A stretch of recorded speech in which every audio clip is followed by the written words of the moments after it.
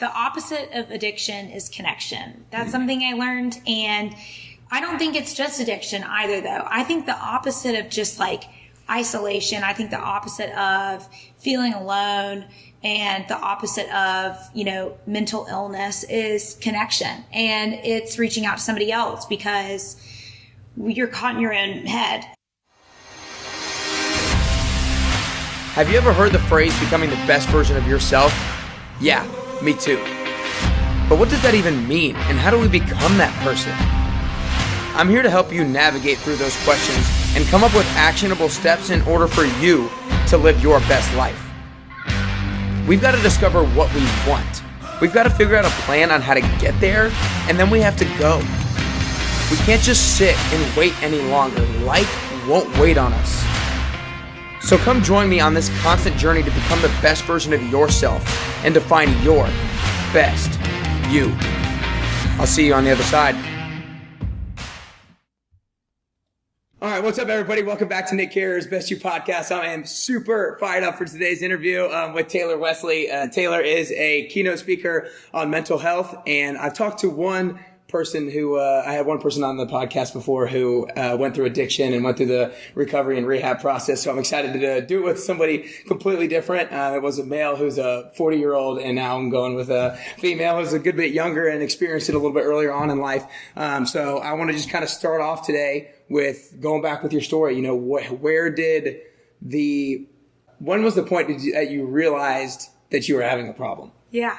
So, just to give a little background on my story, I am from Atlanta, Georgia, and grew up and actually didn't experiment much with alcohol, in high school, but I had underlying issues, mental health issues. I had anxiety disorder and PTSD from a car accident that I had gotten in, and that was never fully treated. I remember growing up thinking that something was always off. I couldn't focus. I couldn't, carry conversations without voices running in my head. And when I got to college, it's when I first discovered alcohol. And for me, it was very like 0 to 100. With alcohol, it was my medication. It was my answer to everything.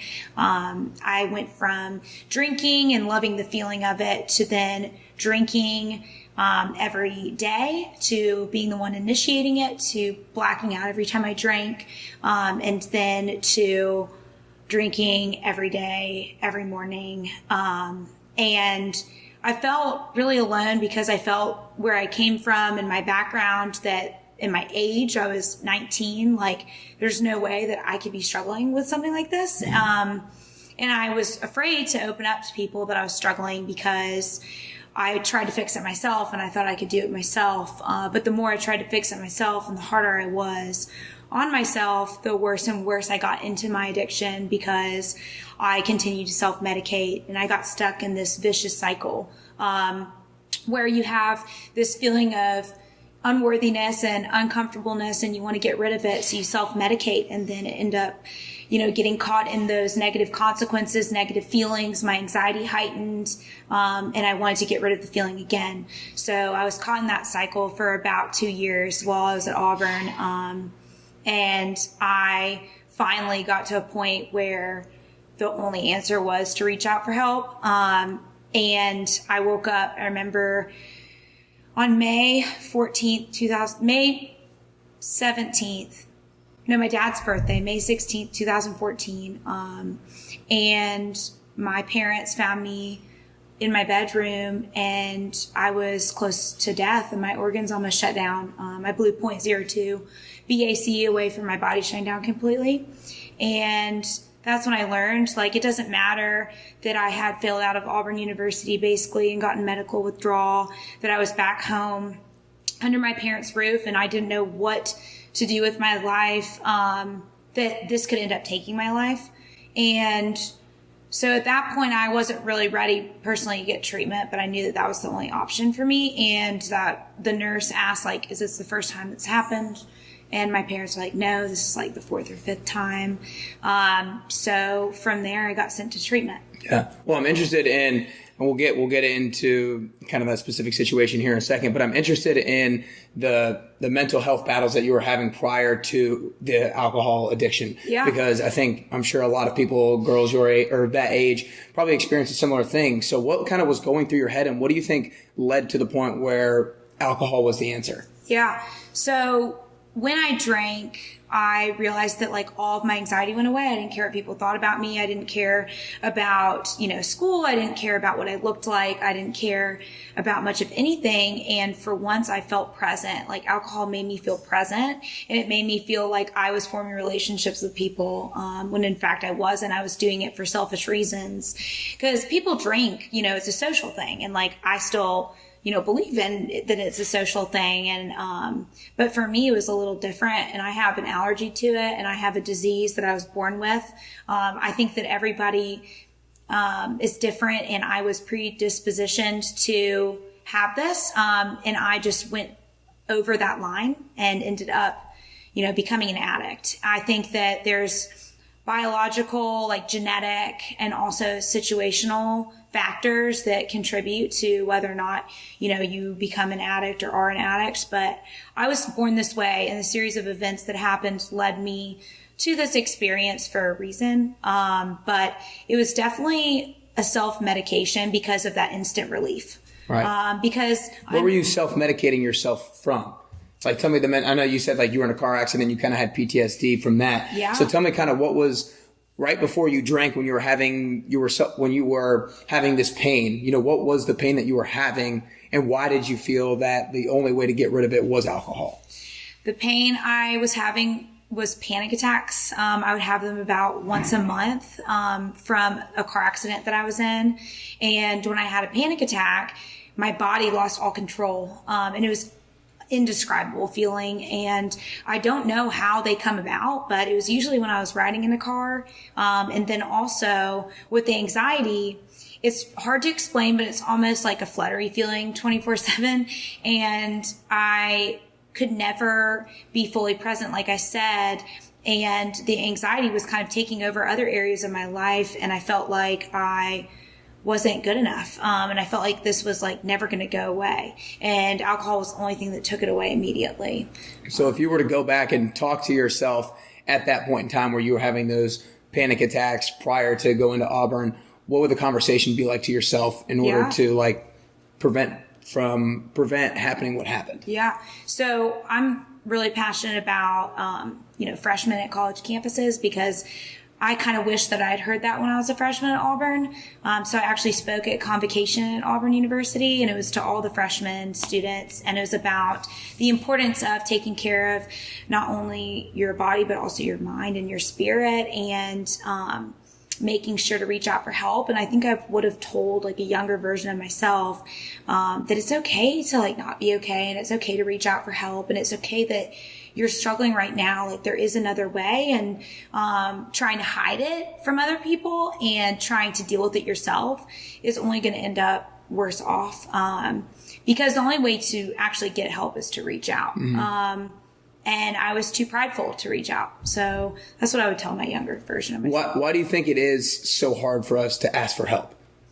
Like I said, I think it's pride. I think that it's fear of people judging you. I think it's, we present ourselves in this way, and especially this day and age with social media, we try and make our lives look like they're all together and that there's nothing bad going on, and that we see that in other people, and we think that that's how life is supposed to be. But life has challenges, and people go through things, and it's not perfect, and some days aren't good, but we never post those on social media. We only post the good days.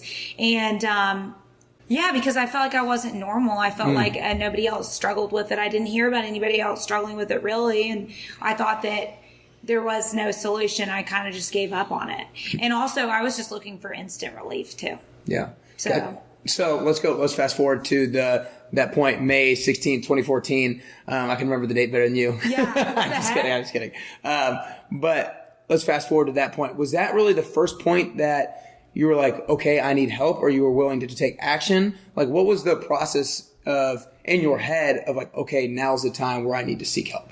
Yeah. So to be honest, that was the time that was the only option for me, because what I've learned in recovery is when you pick back up, it's where you left off. And if I were to pick back up, I would be dead. So it's just looking at it from that perspective. Say that again. It's where you pick up is where you left off. Yeah. So if talk I about that a were little to bit more. If I were to drink again, usually that means I'm going to pick up where I left off the last time I drank, which was in a hospital bed near death. And so I look at it that way, and I think about if I were to ever drink again, I wouldn't want to ever be in that spot, and I probably wouldn't be here today. Also, I had to get to the point where that was the only answer, and it was a life or death thing, but not everybody has to get to that point. And I'm thankful that I got to that point, because it showed the severity of it instead of continuing to convince myself that I didn't have an issue. It was like, okay, this is an issue. But before, there were signs, and people had confronted me, and my parents had confronted me and said like, hey, your drinking habits are a little different than what would be considered normal. And I just was kind of like, they don't know what normal is, or, they don't have any idea. Like, only I know what's going on. So I just kind of ignored it. And, I was sick. When you're in active addiction, you are dealing with a disease, and you're in the midst of a disease. And now I'm in recovery. Yeah. Did you feel a difference outside of yourself when you were going through this addiction problem? Like, did your relationships with other people change, with your family change, or anything like that? Yeah. My parents, they didn't want to really deal with me anymore. It's really hard for parents because, I'm their child, and they want to take care of me, and they felt like they had done something wrong raising me. But I had to go through a lot of therapy with them for them to realize that it was nothing that they could have done differently. It was nothing that they did that caused it. But my relationship suffered in all areas of my life. My relationship with my parents, my relationship with my friends. My friends didn't really want to go out with me anymore because I wasn't fun to go out with. They were concerned about me, but at the same time, they're kind of fed up with it. And my parents were kind of at a lot, like they didn't know what to do. My parents said it was the closest they've ever been, though, because they came together, as a unity, and they were like, we need to do something to save our daughter's life. Okay, so May 16, 2014 happens. Then what?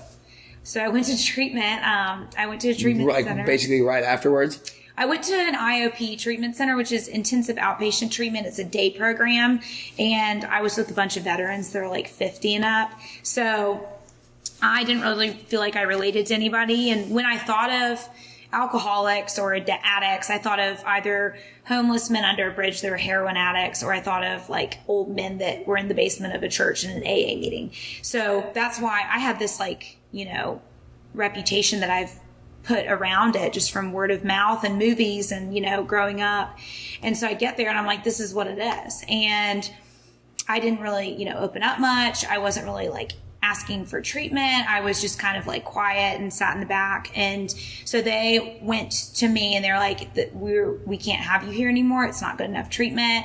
And they sent me to an inpatient treatment center in Lubbock, Texas. So I went there for 45 days, inpatient with just a suitcase. And it was a big learning experience because I grew up and I was, private school kid, went to college, was in a sorority, at an SEC school. I was spoiled. And I get to this treatment center and I see, people covered in tattoos, and I'm very judgmental of them when I first got there because I think that I, once again, don't relate to them. And they thought the same thing about me. People asked if I worked at the treatment center and stuff, and I was like, no. But I soon realized it took a while. I was there for about 25 or so days, and I've been just faking it. I was just trying to get out, and I was like, I can't relate to these people. I just need to get through this, and then I'll just go back to my normal life and everything will be good. But that wasn't the reality of it. I was there for a reason. And there's one day where I was sitting outside after dinner. So we would get up and do chores every day, and we'd have groups during the day, and I'd meet with a therapist one-on-one. And after dinner, I was sitting outside, and this man sat by me, and he had been in jail, and he got straight out of jail and went to treatment. And he was like, I'm just so thankful to be here. And I'm like, how on earth are you thankful to be here? Like, this place is terrible. And it's flat everywhere because you're out in Lubbock, Texas. And he was like, from where I came from, like, this is awesome, getting to build relationships with other people and getting to relate with them. And these people here get me. And I was like, I just don't feel like anybody gets me at this point. And he was like, well, you haven't like asked for help yet. And this is when like my whole entire like recovery started at this moment. It's a moment I'll remember forever because he told me I hadn't reached out for help. And I thought again, like, that's why I've been struggling for so long, because I have been so prideful and I haven't been reaching out for help. And he was like, why don't you just try it? And so after that, I just started asking for help. I said, I'm not okay. I'm miserable. I don't know how to stop drinking. I don't know what's wrong with my mental health, and I need help. And once I asked for it, people started, being there for me. Who did you ask? Other people in my groups. I remember like one time in group, I just finally got vulnerable and I was just like, I'm miserable. And that's like the best reaction I've gotten from people. They're like, I'm glad that you finally are admitting like that something's wrong, because like if nothing's wrong, why are you here kind of thing, So after that, I started gaining advice and help from other people. My therapist, I started working through things. I started learning how to love myself again. I started learning how to take care of myself again, taking care of my body, exercising again, eating well, taking care of my mental health. I got on anxiety medication. I saw a therapist. Working with groups, forming relationships with people at the treatment center and relating to them and realizing that it doesn't matter where you come from, what your background is, what you look like, what your age is, that we all have a similar problem and we're all here together for a reason. And the only way that we can, get out of it is to work together with one another as a team and as a unit. And so I started, looking at it that way. Was there any one particular thing that you had to get out? Like, was there any one particular story or one particular experience that you were having such a hard time being vulnerable with and communicating with others that really helped a big release or helped like you find clarity? Yeah, I think that the biggest thing for me was admitting how I felt before I started drinking and admitting those dark times when I would drink in the morning. And admitting how much I was drinking, because we did a survey when we went in there and I lied on it. And then like when I finally started getting vulnerable about stuff and honest with myself and with other people, that's when I felt the relief about like what was actually going on, about what I was actually struggling with, and about the reason that I was drinking was because I was feeling this malady that I felt, and I felt like I didn't have a purpose, and I felt like I didn't know what I wanted to do. And to me, alcohol was just taking a pause on that and letting me be present. Okay. Because I was always worried about like, am I good enough for my family? Am I good enough for myself, my friends? I'm very competitive. And so when I felt like I wasn't enough, that's when I was like, I just want to forget about all of it. So, realizing that I felt that way and admitting I felt that way is when I finally could, start to grow and build. Okay. Gotcha. So basically being able to open up, be vulnerable, starts that recovery process. Like you said, that's like the first point where recovery almost kind of started. So after that, what were the next kind of like steps that you took or lessons that you learned that helped you along the way to eventually lead you to where you are today, I guess? Yeah. So I think that for me, treatment was crucial. And I think that, it's different for everyone. I think recovery is different for everyone. The, way that you go about your recovery, it's different because everybody has a different experience. But for me, I needed to get out of my people, places, things, and being out in Lubbock was like the best thing for me. Going through the full length of treatment, I went 45 inpatient, I went 30 days outpatient, and I did sober living for 3 months. And while I was in sober living, I had the opportunity, I got lucky. They placed the treatment center out by Texas Tech University, and I went to Texas Tech for a semester. And Texas Tech has the biggest collegiate recovery community in the U.S. Wow. And they are the first of its kind. And there I realized like, kids can do college sober, and these are normal people that I would be hanging out with, and they're awesome, and they have different stories, and they come from all over the U.S. And So it was a safe place for me. Like in between class, I would go to the collegiate recovery community and I would hang out and meet people and learn about how they're doing school, because I had to learn how to do school again. And what's the recovery program called? The collegiate recovery. Collegiate, community. okay. Collegiate recovery program. Yeah, and it's at Texas Tech University. And so what's really cool too is like I was lucky coming from a family that, were willing to pay for school, but a lot of people don't come from that. And if they're dealing with addiction, like they may not have any money, they may not have a home. A lot of people were homeless, and this collegiate recovery community gives people a second chance, and you can get a full scholarship for being sober for a year. So like people that I saw that had never been to school had this opportunity to get sober and then build a life for themselves and build a career and get their, undergrad and their master's, and then end up being a counselor or honestly doing whatever they wanted to do. And so that was incredible seeing that. And I think that meeting people and learning their stories too, it humbled me a lot, and it made me realize that like I can do this and I can't do it alone, but I have other people who are going through similar things that can go through it with me. So. Gotcha. What do you think it is about like having a collegiate recovery program? People go together to go to rehab. Like what is it about community that helps people so much in terms of like avoiding going through addiction or recovering from it? Yeah. So the opposite of addiction is connection. That's something I learned. And I don't think it's just addiction either, though. I think the opposite of just like isolation, I think the opposite of feeling alone, and the opposite of, mental illness is connection. And it's reaching out to somebody else, because you're caught in your own head. And so the importance of community was something that I learned out there, and I learned it through my own, experience, and from people telling me that was how they got through it. A big thing was I looked for people who had been sober for a while, and I looked for mentors, and I asked them like how they did it. And they said I had a community around me so that when I was struggling, I could go to them and ask them for advice, and I could have somebody to confide in, and I could, get outside of my head when I was feeling, that isolation and feeling alone. And what I used to do was drink, but now I can reach out to other people. So it's almost like reaching out to something greater than yourself is really all you need in order to get out of your head. And I still use that. Like I still struggle to this day. I struggle each day. Like recovery, you start over each morning you get up. And so if I'm ever feeling uneasy or hard on myself, I have to use one of those, coping mechanisms and get outside of myself. What when you say coping mechanisms, what are you specifically referring to? So I focus a lot too on like holistic wellness.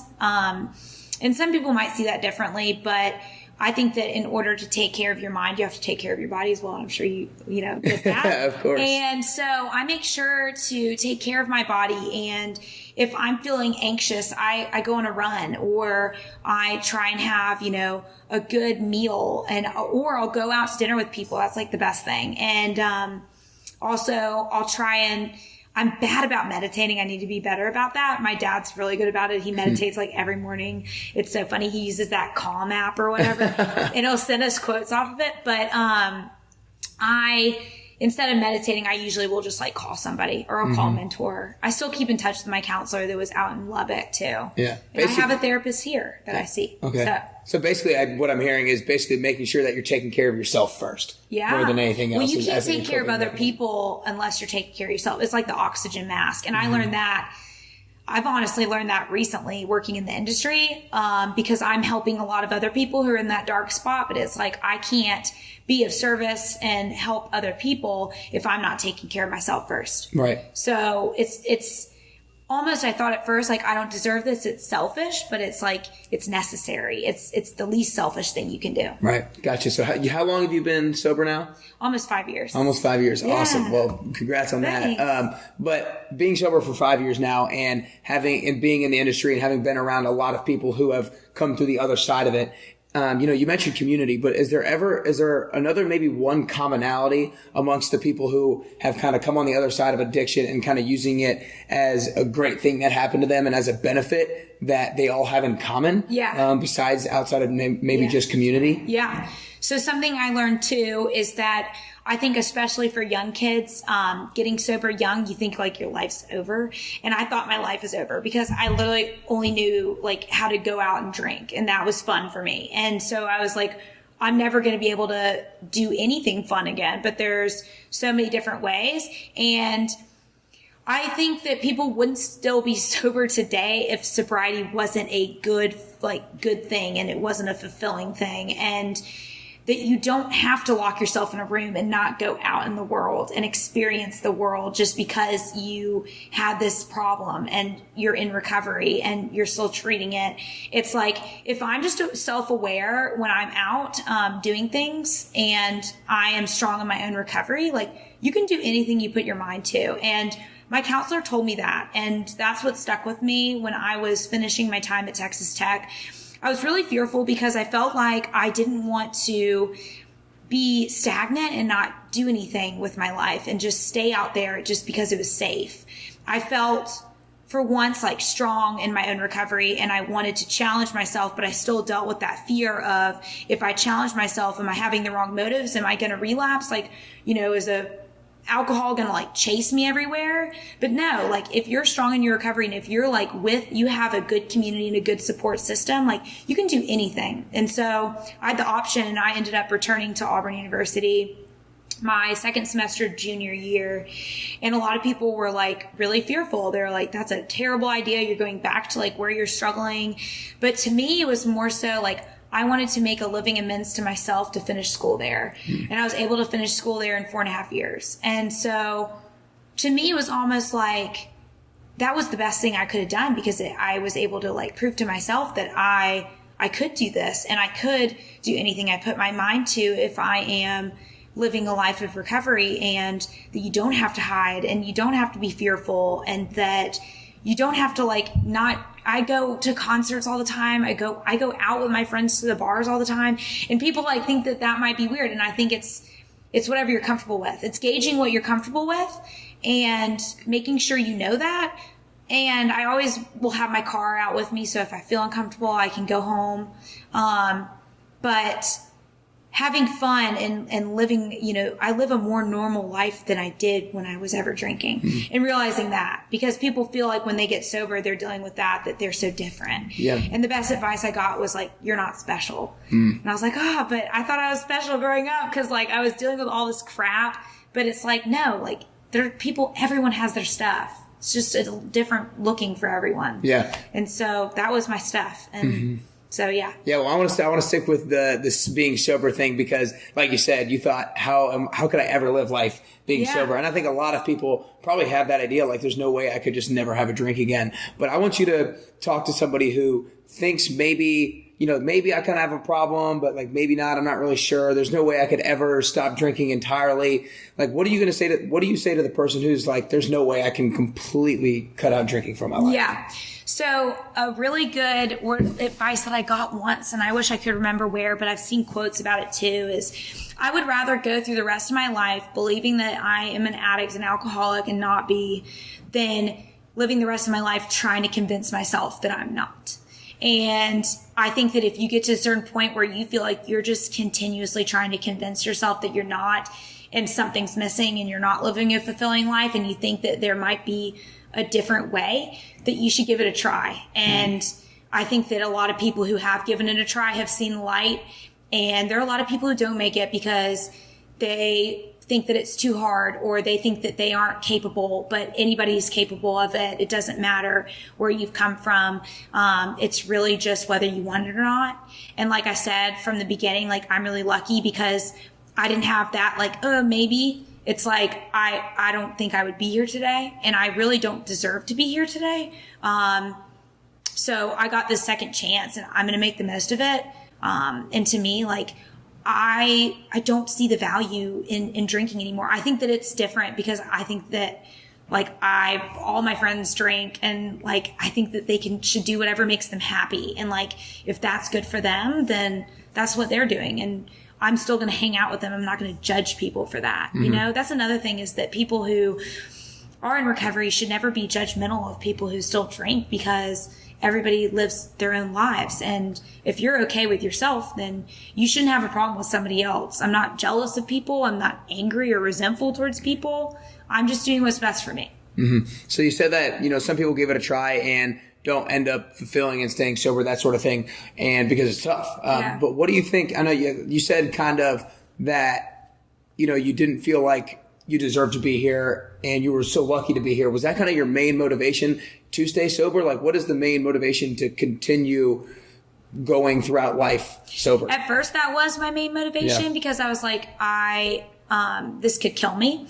But then after that, it was like, whoa, I'm starting to get better and my mental health is better. And it was making my mental health worse. And it's like, I've learned this new lifestyle where I'm continuously working on my mental health. My mental health's not perfect all the time by any means. My life's not perfect now by any means, but I know different ways to deal with it. And I don't want to give that up, because it's been so fulfilling and I've been able to use it for the good of other people. And I think that's another thing is like, I lost my anonymity and I started sharing my story with other people. And I realized that was the only way I could go back to Auburn and, be sober. Because if my motivation was to not tell anybody and to keep to myself, I would end up back where I was. Mm-hmm. So I think also the anonymity thing, people can do what they want with that. I think everybody has a right to do what they want with that. And for me, it just looked a little different, because I was in a public speaking class at Texas Tech and I was like, I'm going to give this a shot and like see what people think of, me being in recovery. And so I was like, listen, I'm in sober living down the road. Like, I have a curfew of 9 p.m. and I've been sober for like 4 months, and I just like word vomit. Right. And in that class of 20, I had like 3 students come up to me and tell me that they related to my story. Oh my God. And so that's when I realized, like, this is not just me. This is like so many other people. And I learned that 1 in 4 people struggle with mental health, which means that if you know more than 4 people, you know somebody that has, if you haven't yourself personally. So I was like, so many people are struggling with this and nobody's talking about it, because everybody's making their lives look, perfect. Mm-hmm. And it's making them struggle worse. The more I tried to convince other people I was fine, the worse off I was. So yeah, I was like, well, I'm just going to be vulnerable and tell people that like my life's not perfect and I'm not perfect and I messed up and that I went through this and there's another way. And if maybe I show people there's another way, that they'll know about resources and be able to reach out for help. Because that's what I wished I heard as a freshman, was like, that there are people that struggle. Mm-hmm. And that you're not alone. Yeah. And that like, not everybody has everything together. Mm-hmm. Like I basically failed out of Auburn and people thought that I had everything together, but I didn't. And then even after, like when I got back to school, just staying vulnerable with people, like I deal with perfectionism a lot. So staying vulnerable and real, like the people in the recovery communities keep me on that level, yeah. I guess you could say. No, I do think that, you touched on the statistic of 1 in 4 people struggle with something in mental health. And I think that it's so more and more prevalent nowadays because of things like social media and TV and so much online where everybody's portraying the best version of themselves or the happiest version of themselves that they will. And people don't realize that all of these people are struggling too. And it gives us the notion that thinking being unhappy is somehow wrong. Like, we think like, I literally touched on this the other day with somebody. I was like, I know that I've had the thought myself. When I'm not happy, I'm thinking, what's wrong with me? It's like, it's okay to not be happy 100% of the time. And I think that people need to be able to realize that and communicate that with each other. And I think that's like just the number one reason why it's 1 in 4 and not 1 in 10, 1 in 20 and that sort of thing, and why it's more and more prevalent nowadays. But a question I want to ask is, and it doesn't have to relate to rehab or recovery or anything in particular, but what's the most uncomfortable thing that you've had to do, whether it's rehab or whether it's currently with what you're doing or anything like that?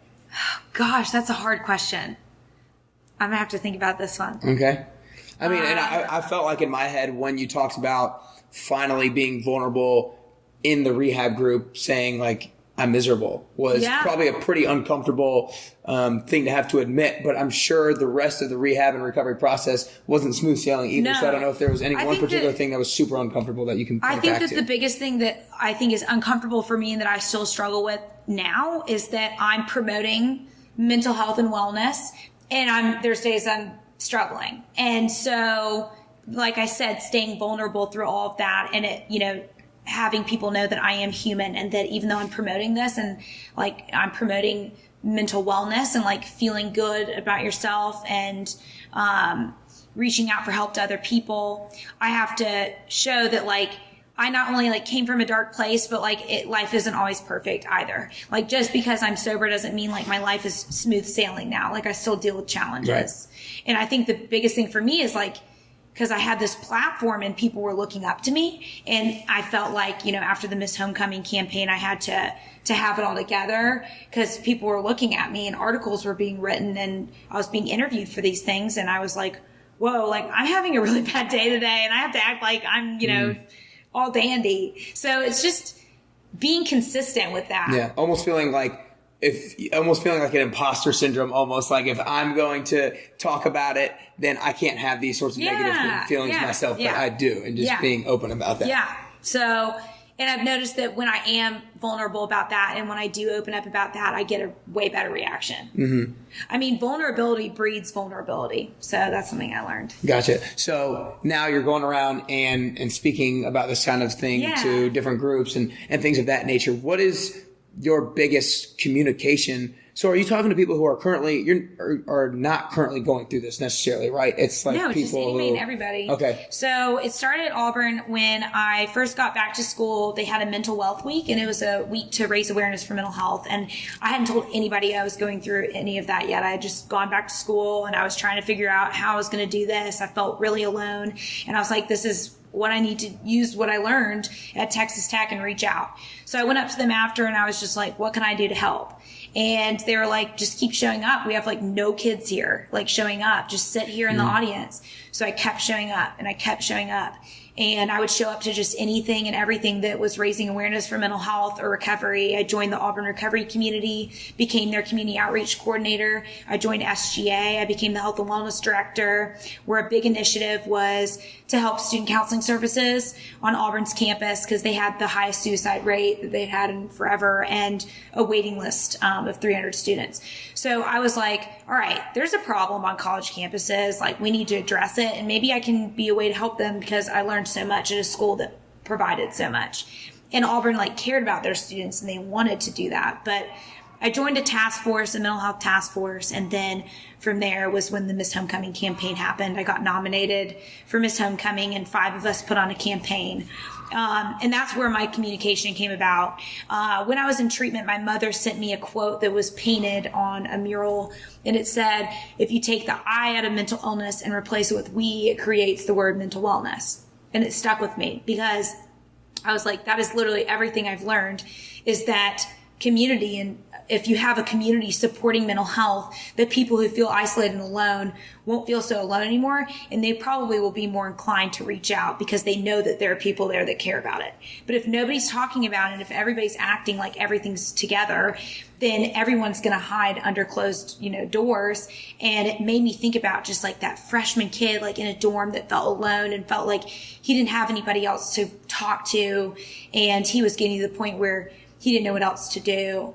And I was like, I don't want anybody to feel that way. Right. And I know I'm just one person, but if I can get other people to join, and I know that other people are passionate about this because I've seen it happen when I have opened up, people relate. Like that was another thing. It's not just me. People relate. I've heard so many other stories of people relating. Like my story isn't any different or any more special than anybody else's story.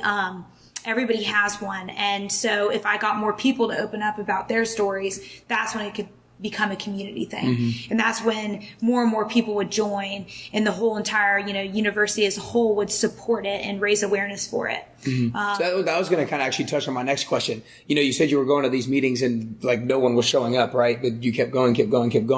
And probably no one was showing up because it's hard to even just show up because you're admitting to yourself and to other people that like I kind of have a little bit of a problem here. Yeah. What I was going to ask is, how do we urge people to actually show up? And like, it's easy to say, just like go and like be open, but to actually like urge somebody to take action, to actually go, like, how do we do that? Is it by raising awareness and telling your story so that other people like kind of relate to it? The impact I've seen the biggest impact I've seen through all of this is personal connection and personal stories. And I think that there's a big part of it is communication, people just knowing about it going on. But for people to have a passion for it, the biggest thing I saw was during my campaign when students would share personal stories. The more people that share and become vulnerable, the more people want to join because they have a connection to it. So it's a domino effect, you know? So I saw it like that. And I didn't want it to be about me anymore. I wanted it to be about other people. So that's why it was Spread Wellness with Wesley. And it was all about that word we and what we truly means. Like, we is like talking about ourselves. So we have a responsibility to look out for one another. And we have a responsibility to, you know, help those people who might feel alone right now. So when it's like an entity as a whole, that's when a change is made. You can't make a change on your own. Yeah. Gotcha. So that's something I learned too. It's like, I'm not going to do anything just by sharing my story alone. It's like getting other people to join me. And so that was really cool. And the speaking really just started from that. I remember, you know, when the homecoming game after the campaign had happened, so many students had joined and we had raised money, and I got to carry my first sobriety chip I picked up, and my dad was walking with me across the field. And, you know, he told me he was so proud of me, and it was a representational of, you know, other people carrying me across the field and looking at the stadium and the other students who are there, not supporting me, but supporting mental health, addiction recovery, and just the student body. And so that's when I realized, like, this is great. I can pass this on to somebody else now. So awesome. All right. So now you go and do public speaking, like I said, at these different places. How did you kind of get started into it? And, well, not necessarily how did you get started, but was that naturally easy for you to start talking in front of people, or was it super uncomfortable, or what was that like? I still don't like public speaking really, which is really funny. Like, I'll say that. I have anxiety. Like, I was not good at it at all. But when I think about like the reason I'm speaking, when I do have an engagement and like the one person I want to impact, that's when all the other people go away and it's not really a crowd anymore. It's like I'm speaking to one person. If I can just touch one person, that's all that matters. So that's what I think about when I'm speaking. And it's like I'm having a conversation, and I don't know if it flows, but like for some reason I'll speak and somebody will hear it in the audience and they'll resonate with it. And that's all that really matters. And maybe they'll make a change because of it. Maybe not, but taking that chance, and it's an opportunity to not use just like social media, but it's like I'm there in person in front of a large amount of people. So I'm reaching the biggest amount of people I possibly can, but in person. So that's kind of how I see it. I'm like, okay, I get to be in front of them in person, but I get to not just over the phone, not over email. Like, I'm speaking to the biggest amount of people I can to spread the message, and then they can do that as well. It's like, I hope that from that audience, there can be one person that can help that domino effect. And from there, really with the speaking, it was a domino effect. Like, people would hear me. Like, I spoke to a bunch of police officers, and it was in higher education, and they asked me to speak at their high schools. I would speak at one college, and then another college would hear about and ask me to speak. I would get featured in an article and somebody would hear about it. I've never once like really reached out for my own speaking gigs. It's more so I speak about once a month, and it's just from word of mouth or people hearing about it from somebody else who had heard my speech. I have a website, and I get people can message me on there. Like, they can ask for me to speak somewhere, but that's happened a few times. It's mainly through word of mouth. So I'm going to give you a second you're probably not going to like it, but I'm going to give you a second to toot your horn real quick. Why do you think that people like a lot of people have wanted you to come speak? What is it about your message that makes it unique, that make it so they want you to speak to their group or whatever it is that it is? I don't know. I think, like I said, it's just, because I'm just having a conversation. I think that I'm not putting on a show. I'm being vulnerable, and I'm being real, and I'm not necessarily like tooting my own horn when I'm speaking. I'm talking about like the dark parts. And I think that makes people feel like you create a connection with somebody when you're vulnerable. And so me being vulnerable to an entire group of people, I'm creating a connection with them at that moment. And I think that that's why people remember it, and they, other people want me to hear that message. So they're like, you got to hear this message. And, hear this girl speak. And I think that idea of the I to we, that it's not even really about me speaking. It's more just spreading the message. No, I like that. I think it is. I mean, I think like you probably, most of your speeches are probably almost storytelling more than anything else. And I feel like a lot of people probably always resonate with that sort of thing much more than someone just kind of like saying to them, like, don't do this, don't do that, that sort of thing. I'm no expert. I'm not a counselor. I didn't go to grad school. I almost did for addiction counseling. And then I was like, this is too much for like what I've been through. It's more just like I'm a message carrier. Yeah. That's what I see myself as, is I literally carry the message, and I'm doing that in my job right now as well. So I'm not only speaking, but I'm also carrying the message of, what I learned at my treatment center. And I'm just showing people that. And that's why they wanted me to come on as business development for the Ranch at Dovetree. Because they simply want me carrying the message that, this is a treatment center that helps young adults. It helps young adults at a very vulnerable stage in their life where they don't necessarily know what they want to do. And it's helping them find directions, helping them have the second chance of life and finding purpose. So yeah, I'm a message carrier. Yeah. Well, and I think an important part for you to know, and for a lot of people to know, is that just because you didn't go to school for it, or you don't have a degree in it or anything like that, doesn't make you, not able to speak on that sort of thing. I think that anybody who's gone through crap or experienced something, that's enough credential to be able to, talk about it from your own point of view. Yeah. Like, as long as you talk through your own experience, and because you've actually gone through it yourself. Yeah. Like, I think that's enough credential outside of needing a degree. So I think that you need to realize that to give you confidence to speak to others. And I don't know if you even need it, but I think a lot of people need to realize that, like, you don't need a piece of paper to be able to say that you can do certain things. And I've noticed this too, that kids, especially in like high school, they don't want to hear a police officer come in and say like, don't drink, don't do drugs. It's like, no, like everybody has a choice to do whatever they want, especially when they get into college. So it's like, why not just be educated on it? And that's what really, when prevention truly happens, is when you're educated on it on that different level, not like you're going to get in trouble or arrested. It's more like, this could potentially happen. This is dangerous. And you just need to be aware of this when you are making decisions.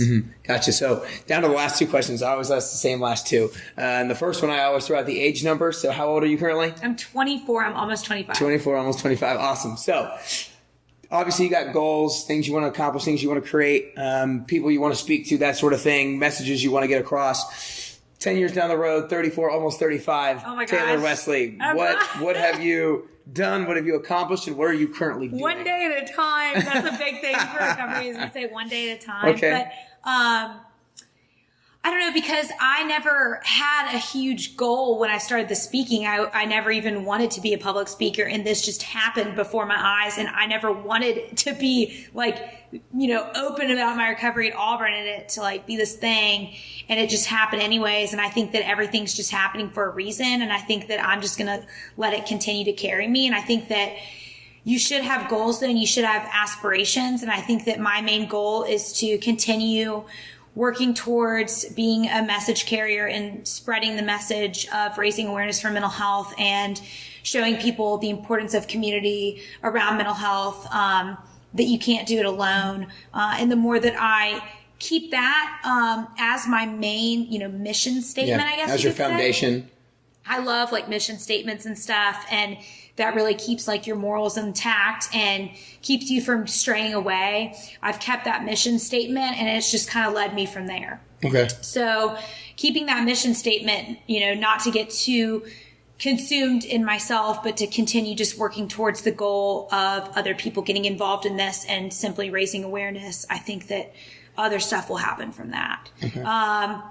I'd love to, continue speaking. I think it's awesome. I'd love to continue growing that business, whatever it looks like. But I want other people to join me too. I feel, I don't want to just be alone, and that's the whole thing. And then, I love working in the behavioral healthcare industry. I've learned like so much, and I want to keep helping kids get into treatment. That's my job now, is I'm helping talk to families and get their kids into the doors of treatment. finding people at their most vulnerable stage when they feel like there's no other option, being like, it's okay, there's another way. And there's plenty of other options, but this is one of them, and I can be a resource to people. So that's cool. Like, now I get to represent a resource as well. Yeah, no, that's awesome. And before I ask the last one, I want to acknowledge you first for being able to finally, 25 days in or however many days in, to be courageous to the point where you were finally vulnerable and you finally opened up. And now to the point where, you know, like you said, you didn't choose the public speaking life, or you didn't even necessarily want it to get to where it is today, but you're still willing to go out there and be vulnerable. And one thing we talked about in my episode with Michael Brody Waite, who was the guy who also went through addiction rehab recovery process, is one thing that he really touched on a lot was you can't keep what you don't give away. Yeah. And he talked about how I like that. Talking with other people who are going through what he went through helps him be engaged in the process, because he talked about how you're never fully recovered. There's always the possibility for you to relapse and that sort of thing. And he's 16 years out and he still talks about that. Yeah. But because he continues to give it away and you continue to tell your story, it keeps you engaged in the process, and it keeps you safer and safer, if you will, from maybe a relapse. So I just want to acknowledge you for continuing to be open and vulnerable to tell about your story. Yeah. But I want you to have everybody support you as much as possible. So where can they find you on social media, online, and all that good stuff? Oh gosh, yeah. So my Instagram is Taylor Wesley Wellness, and then my website is taylor-wesley.com. Okay. And so anybody can find me on social media. My website has more in depth of my story. You can look at some of my old speaking gigs that I've done, testimonials, and also if you want to contact me, there's a contact tab, and you can write a message, and I'll just shoot me an email, and I'll get back to you as soon as possible. Okay. Anything that you're currently working on that's going to be I have a lot of gigs coming up this month. A lot of gigs? Yeah, okay. So I'm really excited. Awesome. I'm speaking at a couple of high schools in February. I'm speaking at a conference in February. And so, I'm pretty booked up for this month. So just like prayers that it all goes smoothly. Yeah, tell your story, get it out there. Well, the last question I always ask people is, I talk about how I think we're all on this journey of life, and it looks different for everybody, but we're all having the common goal of becoming the best version of ourselves. And I think it's a constant journey. I don't think we're ever at that best version, but we're always trying to improve just a little bit each and every day, and magnify whatever it is that makes us unique. Yeah. And so what I want to ask for you personally is if you could do or work on 3 things to get closer to the best version of yourself. What are those 3 things that you could do, or 3 things that you could work on? 3 things. So I think still, like I kind of talked about before, is, I have a problem with perfectionism and always being hard on myself to be better and better and better. And I think that to be the best version of myself, or work towards that, is really loving myself in the process of it. I think that's so important, like nurturing and loving yourself in the process of it. So that would be one thing that I need to work on. Second thing, to work towards being the best version of myself would be to continue reaching out for help. I think that's just like advice for other people as well. Because you can't be the best version of yourself or work towards it without asking for help and learning from other people. And that's why I think it's so cool, like what you're doing, because you're getting to interview and learn how people do it, which will help guide you along the way that you become the best version of yourself. And like, I've even learned stuff from you today. Connection, building relationships, vulnerability, asking for advice, learning how people do things the way that they do. You will be able to take from that and put that towards working towards the best version of yourself. And then the third one would probably be, I like the mission statement one. Okay. I love consistency and having a mission statement and being consistent with that mission statement, because I think that not getting astray, because then you're just always going to be comparing yourself and wondering if you're doing the right thing. But if you have a mission statement, you feel good about it, and you can change that mission statement whenever you want to. My family, each new year, my dad's really into this, but he's been really successful in his work, and he writes his own mission statement each year on like what he's going to do personally, professionally, family, relationships. And he categorizes it and then puts it into one mission statement, and simplifying that and keeping that in mind, or posting it maybe like on your mirror or something. That kind of helps a lot. So finding a mission statement that you believe in and keeping that fresh in your mind and continually working towards that. Yeah. And you can build a mission statement by you can look at a problem that you want to fix. You can look at a goal you want to achieve that year. You can look at something that you want to just do each day, and it's simplifying it. So maybe my mission statement would be like, I need to work towards learning how to meditate more, like that kind of thing. So awesome. Well, that's all we got. I appreciate you coming in for the interview. Thanks It was for awesome. having me. Yeah.